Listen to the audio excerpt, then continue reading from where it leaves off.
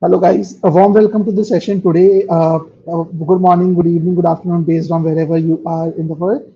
Today's session is going to be really, really special because today's session is about the journey of self-belief, persistence, and that like confidence in yourself. Because I've seen a lot of people not taking the leap of faith in themselves, giving up too soon. We are talking about today about someone who has actually gone as far as possible to identify the weaknesses and work on it.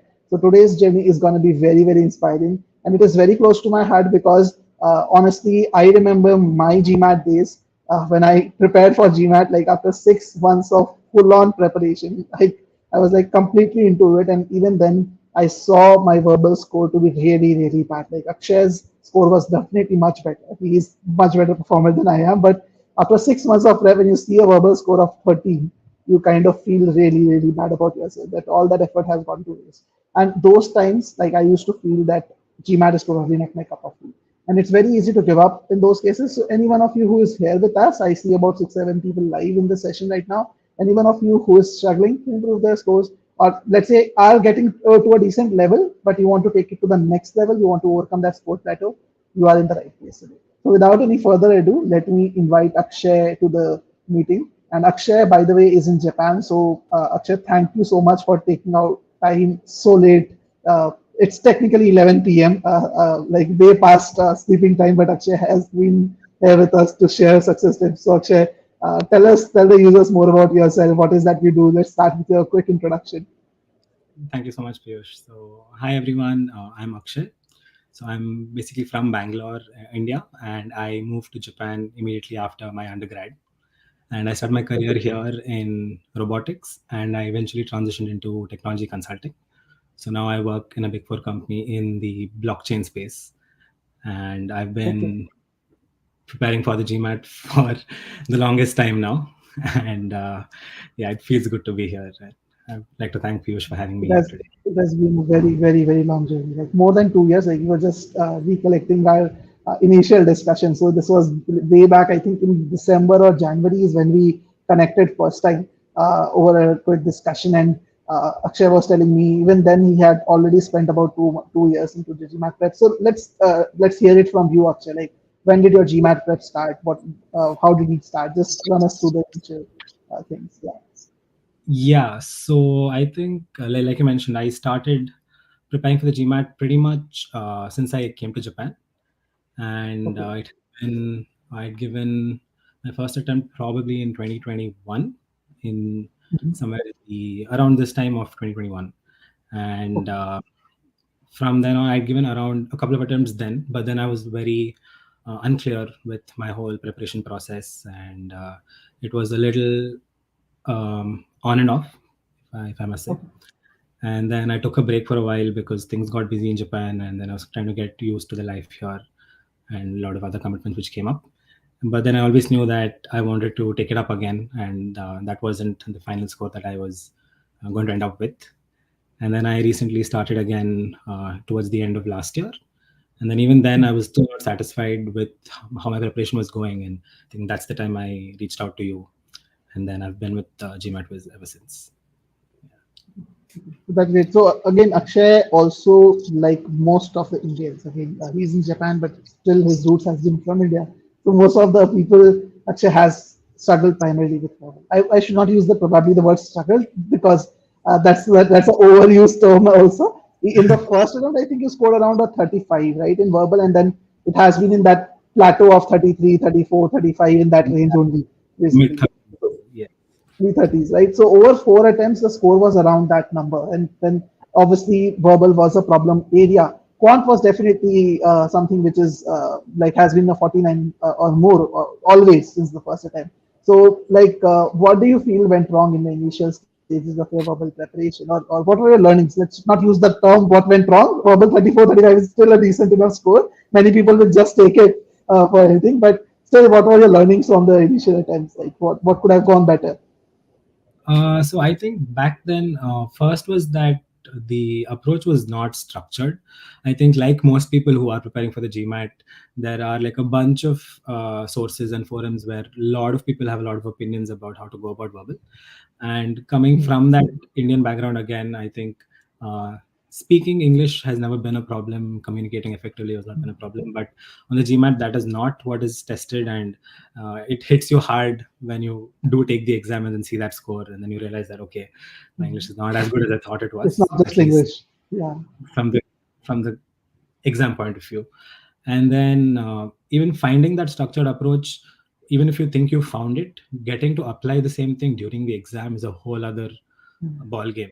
And Yes. as much as you feel like you're prepared while like during the preparation phase, when the nerves hit you when you're in the exam center, and I took the exam in Japan, so that whole atmosphere here, it felt very overwhelming.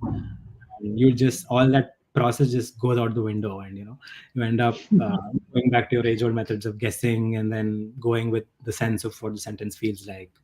And I think that cost me gravely in those attempts back then. So very, very important point by Akshay, that when you are actually in the test center, it's very important to do the same thing that you have been practicing to actually do in the day. So let's say you are a right-handed batsman. Okay, again, most of those of you who understand cricket probably, right-handed batsman, you can't just play left-handed on the final of the World Cup, right? Or on the actual day. You cannot do that. So you have to do what you're supposed to do. So anxiety management is an important thing. Applying a proper structured approach, those things Akshay talked about. So let's get deep into all of it, Akshay. But guys who are watching this, I see only Will's comment over here. So if you guys have any questions, again, this is an interview, live interview for you guys. So you are welcome to ask any questions to Akshay. I'm pretty sure that we would have a lot of questions for him. So please feel free to ask any questions. My job is to play the moderator here, and I'll be putting across your questions to Akshay. So in the meantime, you guys ask the questions. I'll just start with Akshay's journey. So Akshay, you worked majorly on your CR and RC skills later, because from the first till the fourth attempt, what you saw was SC wasn't consistent area. So very consistent area, in fact. So one thing which Akshay did was, and most of you should do, is have a detailed understanding of what your pain points are in reality. So you need to have a clear understanding of that and work on that as well. Because what many people do is they don't really maintain a proper error log or understand exactly where they are going wrong, and just focus on random practicing, like just taking up questions of verbal, just practicing hard questions in a timed environment, thinking that the scores will improve. But what Akshay did on the other hand was he identified where he is going wrong, and he saw there was a consistency in CR and RC where he was not getting hard questions correct specifically. So he took a focused approach again around CR and RC. And if I remember correctly, Akshay, in our first call that we had, you showed me the ESRs of pretty much some of your previous attempts, right? And then we looked at the ESRs and we kind of analyzed that, okay, these out of these ESRs, CR and RC are the areas which come out as the problem, right? If I remember correctly, that's what happened. Yeah, there was a pattern which I couldn't identify, but I think that stood out when you went through it, and I think that really gave me a sense of okay, so there is something which is constantly faltering, and maybe that looking at it from that angle kind of gave me a direction as to what I could potentially focus on. So let's talk about the CR part then. So like let's understand what changed in the last few months on the critical reasoning portion. Like what was your approach earlier? What is your approach now? How did it change? Let's talk about that. Yeah, so I think initially critical reasoning has been something that, again, is something that people usually tend to falter easily if you just skim through it. And even for me, with that whole time pressure that comes with the GMAT, I was focusing more on getting to the answer choices and then staying there as to, and then connecting it back. And as much as that feels right during the exam or while solving the question, you mostly tend to end up marking the trap answers. And that kept happening over and over again. And I could not really pinpoint why I was falling for it, even though I knew that I was falling for it. And that approach of how I even started solving the CR question was where the problem lay. And then I think, yeah, once I took up the course and then started going through the questions there, I was still falling for it. But then at least now that I was trying to like forcefully change the way I was approaching the question from the start, and fundamentally trying to unlearn those bad That habits. takes a lot of time, boss, honestly. I think that again is like it's a patience game. I feel it's not something that if you see a video today, tomorrow you're going to just get it right and your accuracy is Exactly. going to improve. But it does take that perseverance, and then In fact, uh, it's actually easier for a new student to kind of get used to a certain method, this methodology from day one.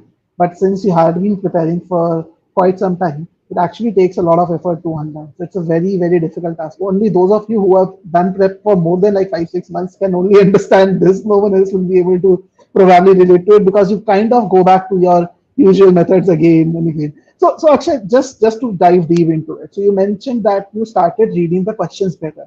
So what exactly do you mean? Like, can you give me an example just so that the people can also understand? I understand this part, but just so that other people can also understand. Yeah.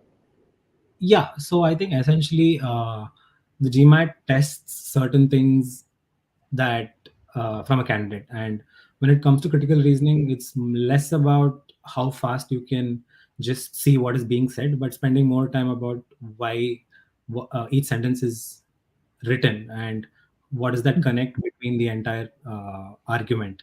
And Okay. once you understand it also, like I think isolating the conclusion from that, what is the ultimate point being conveyed, that Mhm. is, I think, a knack, and that's something that you pick up over time once you stick to that same approach. It's not otherwise you're Okay. just going to get it right on some days and then get it wrong on the other days. And Okay. that again, um, finding and telling yourself that okay, like despite everything that's happening in that 4 or 5 lines, what are Mhm. you looking for before you move to the next step, and then Okay. making it a habit to kind of This check last line which you said is going. very, very important. What you are looking for before you move to the next step. Because I think in critical reasoning, the biggest problem that I actually at least faced when I was preparing was that the moment you go to option AB, the information presented over there makes your mind so overwhelmed that you like. I even did a calculation just to give you an idea. Like I actually mapped my scores of CR, and I saw that when the answer choices are AB, the correct answer is AB, my accuracy is higher. And when the correct answer is DE, my accuracy is way lower. So then I realized it's that additional information which is feeding my mind and actually creating trouble. Right. Yeah, I think that something that again does not happen in like couple of days of preparation. It takes time to make enough number of mistakes to see that okay, that is Mhm. something that you're probably overlooking. And Mhm. then even with that, like I think getting the right mentorship as to finding out what is wrong with that thought process and what needs to be fixed. It's hard to kind of do that on your own, especially when you're balancing work, and for me being in another country, like there's a whole other set of responsibilities that you have to handle, so there's not much time that you can really sit down to do such small things and focus on those things. I think that is where even like the team really helped uh, optimize the entire So that's definitely very, very important. In fact, what happens in most cases when you have been studying for so long is that you like it's very difficult when you are in that situation to kind of actually understand what's happening around you. As a student, you end up out of choices. You feel confused that okay, I to have done whatever I could possibly think of doing. So what's going wrong? So the third person's opinion, someone expert who looks at your process, and Akshay worked with Sunita ma'am, who was also my teacher. She was a game changer in my prep as well. So Akshay worked with Smita ma'am, and she was able to identify where he was going wrong. And obviously, he had to do the heavy lifting to ensure that he sticks to the method.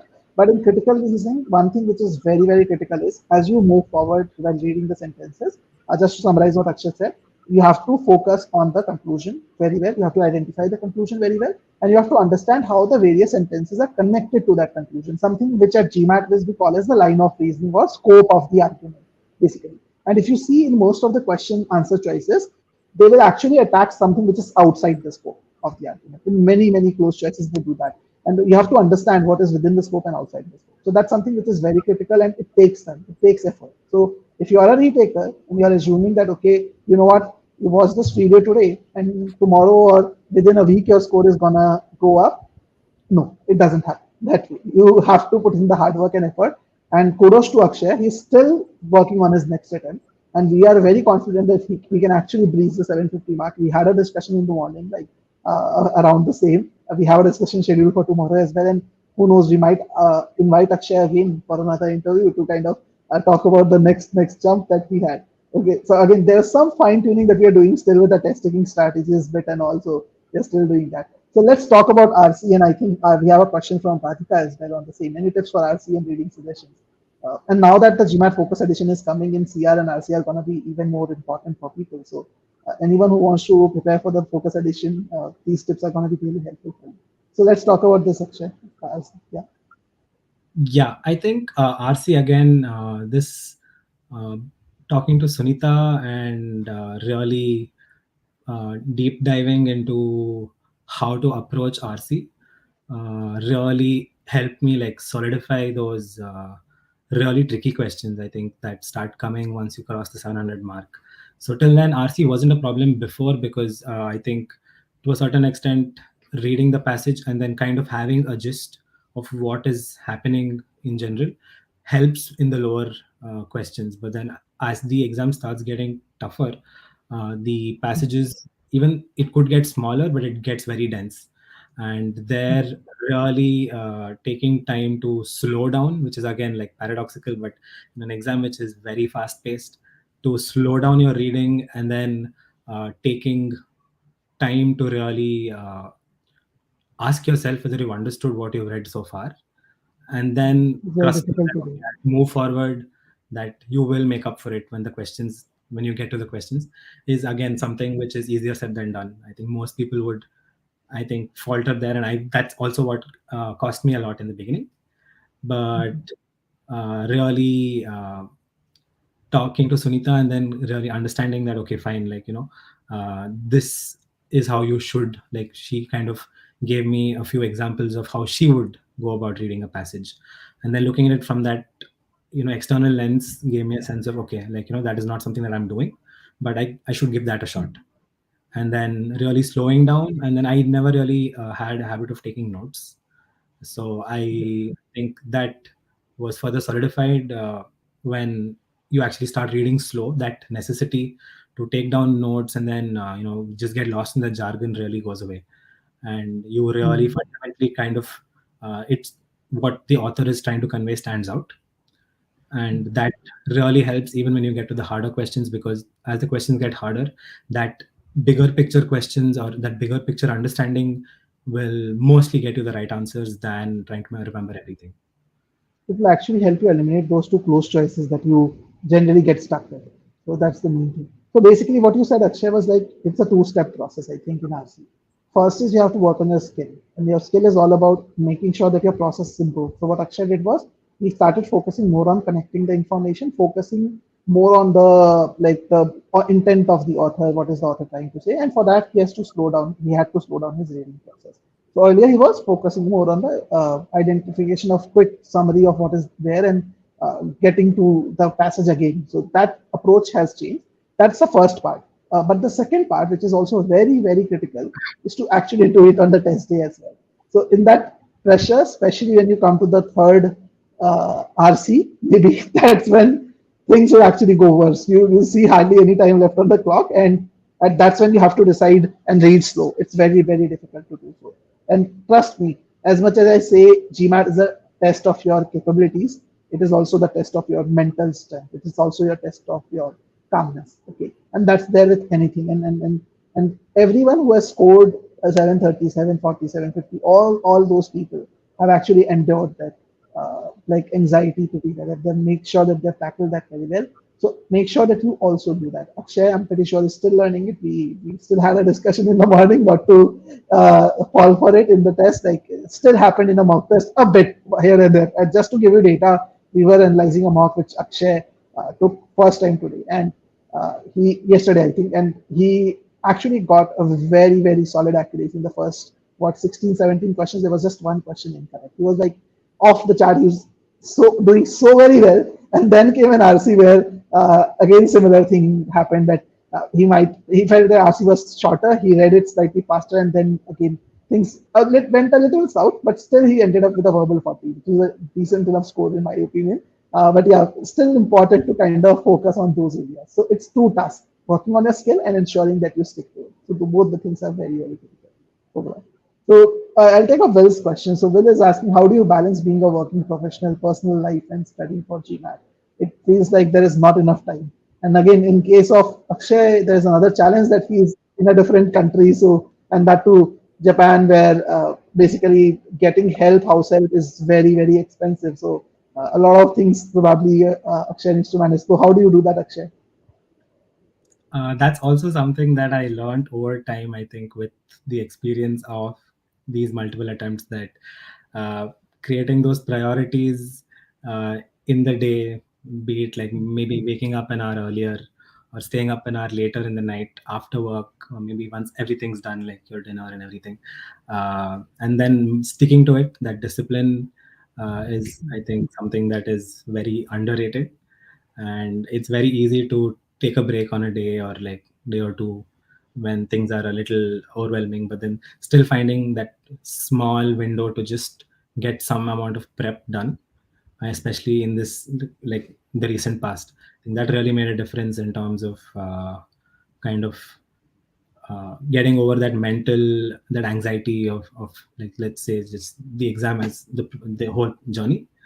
And I think, yeah, just prioritizing the right thing at the right time in the whole day really helps to not get overwhelmed by this whole preparation process. Very important. So identify the slots and more importantly, stick to them. So most of the people plan things out well that, okay, I'll wrap up my work at this time and then start studying at this time, but then things come into picture, some other things come into picture. So you have to be very focused, ensure that you are getting dedicated time for that. So I hope, Will, that answers your question overall. So I think most of the questions we have covered. So any other tips that you want to share with the users that we have here today, actually, anything else? Yeah, I think the biggest thing for me was the nerves during the exam. So I think that it's just something nobody thinks about when they're preparing, because the marks could be extremely good. Someone could be getting a 757, 16, the official marks, and they're all set that, okay, like, you know what, I'm going to get the same score in the exam, the real exam as well. But getting used to that whole the the exam atmosphere, and at the same time, like, being in that room with the scratch pad and everything, it adds that sense of the realness, which kind of gets overwhelming, especially in the verbal section. So that's when you start to panic a little, or you blank out. And someone who's had a solid prep for like months at a time can just really do badly on the exam day. So I think paying a little more attention even to your mental strength, that could be like, for me, I think meditating really helped, thanks to my mom. And so that really helped me not get overwhelmed on in my this the recent attempt. And I was really able to stick to my process from the get-go. And uh, and then just getting used to uh, staying consistent, and just getting those uh, the topics that you're really struggling with, to take time to identify that again helps a lot and saves a lot of time than solving like 20, 50, or 100 questions a day, just to make yourself feel good about getting 90 questions right. But getting them Mm, right in the things that you're strong at will not really help you in exactly. the exam. Yeah. I tell a lot of people like who struggle with verbal. Again, yours is not the same case, but I speak to a lot of people who are struggling with verbal. Their verbal score is, let's say, 24, 25. Quant score is on the other hand 49, 50. So one important advice that I give them is that you have to stop doing quant for some time. Because what happens is quant ends up being your escape route. You start like Yeah. people start hating the time that they're spending on verbal. Like, okay, this is a task that I have to complete.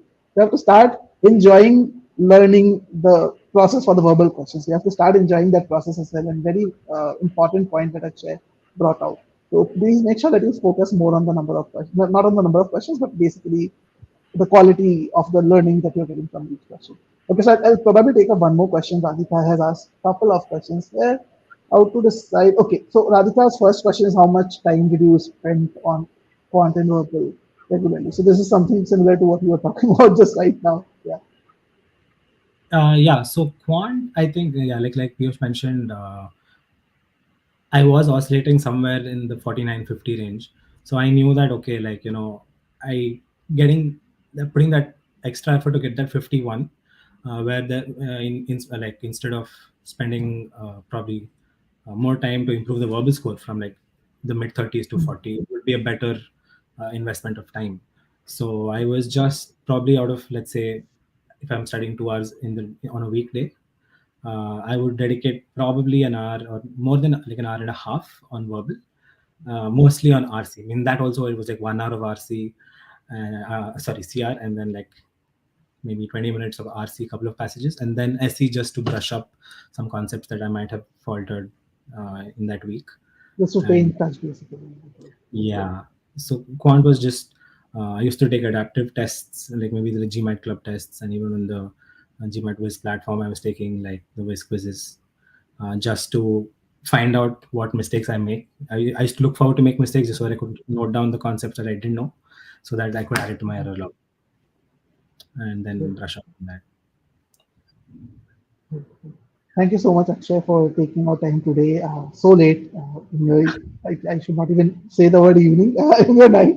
But thank you so much. And I'm pretty sure that a lot of other people who are actually finding it difficult to take their GMAT score to the next level will have taken inspiration from you. And let's target a much better score. Let's connect tomorrow morning. Just schedule a time on my calendar and let's connect tomorrow morning. Let's take it up to 750 plus. And those of you who want to connect with me as well, anyone else who wants to connect with me to understand how we can help you probably bring your score up, you can always use this link to do so. And who knows, we can be interviewing you as well next week, and we will continue bringing more such amazing stories for you next week. Also, around the same time, around 8:30 p.m. Basically, we have another interview with one of our students who is from France, who has scored 20 in the first attempt. So stay tuned on our channel and do subscribe in case you have not done so yet. So thank you so much, Akshay. It was great talking to you today. And let's connect tomorrow again. Yes, thank you so much.